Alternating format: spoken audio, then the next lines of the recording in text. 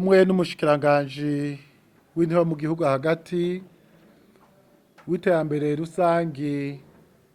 n'umutekano duhejeje gutanguza igikorwa gihambaye co gutanguza ibikorwa vyerekeye ingene twoshira mu ngiro amasezerano Ekleziya Gatolika yagiraniye na Leta y'u Burundi. Ayo masezerano arafise akamaro kuko murabizi Ekleziya Gatolika isanzwe irangura ibikorwa bitari bike muri iki gihugu kandi ikaba ifise n'abakristu atari bake. Nico gituma mubona mubo tuzokorana ubushikiranganji bushika 8 mbere 9 bwaserukiwe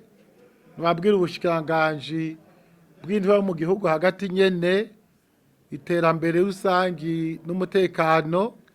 ubushikiranganji bw'indero, ubushikiranganji bwo gufashanya, ubushikiranganji bw'amagara y'abantu, ubushikiranganji bw'ubutunzi, ubushikiranganji bwo kwivuna abansi,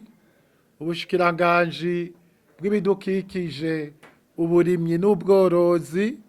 ubushikiranganji bwo gufashanya hamwe n'ubushikiranganji bushinzwe ubutare n'agataka.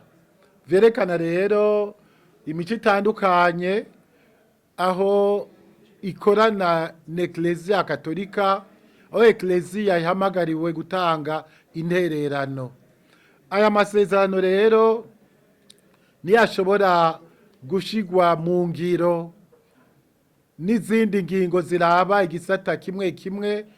azotuma Ekleziya Gatolika itanga intererano yayo biciye mu mategeko kandi mu mwumvikano na Leta yacu. Kuri gituma twatanguje igikorwa nuko mu 2012 niho ayo masezerano yashigwako igikumu, hamaremezwa mu 2014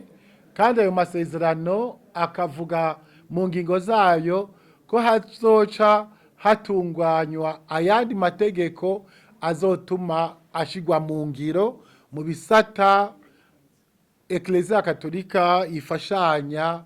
na Leta y'u Burundi, vya bisata nababwira